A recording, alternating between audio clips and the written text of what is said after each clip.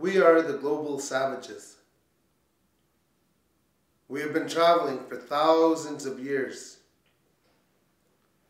We have a story to tell. A story for all of mankind. It is a story about the preservation of humanity. Who will listen? The Global Savages is a very different kind of production. And this is as true for the performers as it is for the audience. And so it will be for the presenters. For starters, we spend a great deal more time in character off stage, in classrooms and in lecture halls, out in the streets. We do not shy away from image captures.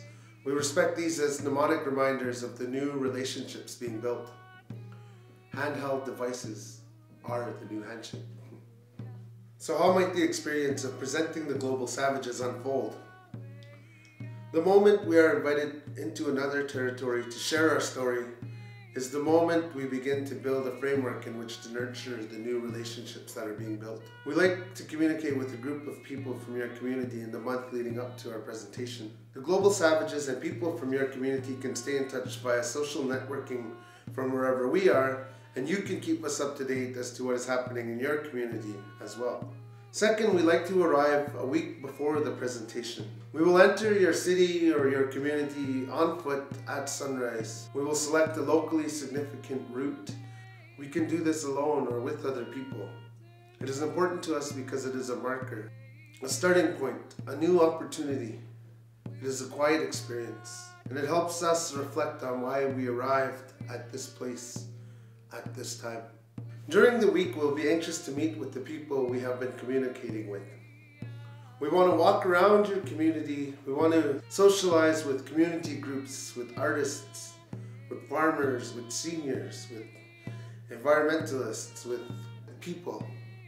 Just casually. We like to meet and eat and take pictures and eat. If we arrive in your community 1 week prior to our presentation, that'll be 21 meals to share. And we love to help prepare feasts at community halls, legions, or arenas have a lot of neat spaces for people to meet and eat too. Potlucks are nice. And we would casually and respectfully like to know what people have on their minds. And we would like to invite them to gather with us to hear a story. It is a story that's been passed on through generation through the oral tradition. It is a story that does not exist in any book or publication. It is inside us, the storyteller. And we are bound by our traditional teachings to respect this gift.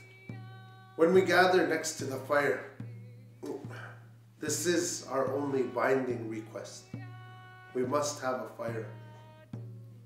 We don't need sound, we don't need lighting, we don't need projections, but we do need a fire under an open sky on the earth itself. And people can bring whatever they need to make themselves comfortable.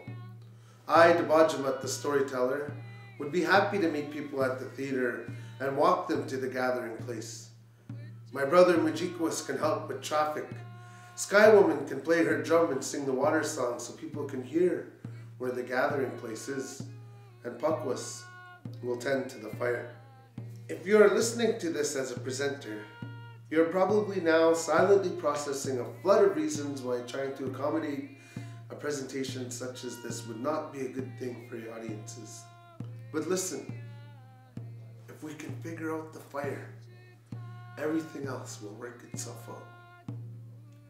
The story is inside of us, and the fire is the touchstone that we need to honor it by sharing it. Everything else we need to tell the story we carry with us on our backs, literally in our packs. We have all kinds of ideas to share about how to make the Global Savages a success in your unique situation. We make ourselves very visible and accessible. We actively engage in marketing and publicity, outreach and education. We use social networking and images. We can location scout with you by iPhone. We selected a site on an island in the North Sea by Skype, so anything is possible. The most important thing is that we need to do this in partnership with you.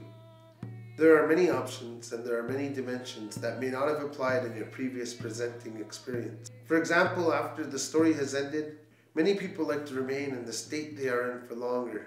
They like to stay near the fires, stay around other people who have heard the same story. Many people experience it as cathartic because they are understanding something in a completely new way. They come to understand our worldview. When you think about it, they are literally learning things they could have never have known that come from an oral tradition of a different culture. Of course it has an impact, and it is a positive impact. We have had up to 40% of our audiences stay for up to an hour after the show. This is a good thing. We should plan for this, honor this. I have been a storyteller all my life. In my career, I've been an actor, a writer, a director, a singer, a clown. But honestly, these are just cloaks I put on and take off. The one thing I cannot change, or would not change, is the knowledge and the responsibility that I have been gifted these stories from my elders, and the responsibility that we have to share them to benefit the future lives of all our descendants. All our descendants, my grandchildren, your grandchildren, for the preservation of humanity. The Global Savages would be honored to work in partnership with you so that we can share this important story with as many people as possible. And remember, outdoor shows are not that scary. As a wise elder once told us, there's no such thing as inappropriate weather, only inappropriate clothing. And besides, going to see the Global Savages out of doors might help combat the insidious nature deficit disorder. I'm Joe Zaibne, Artistic Director of Debajehmujig, Storytellers. Miigwech.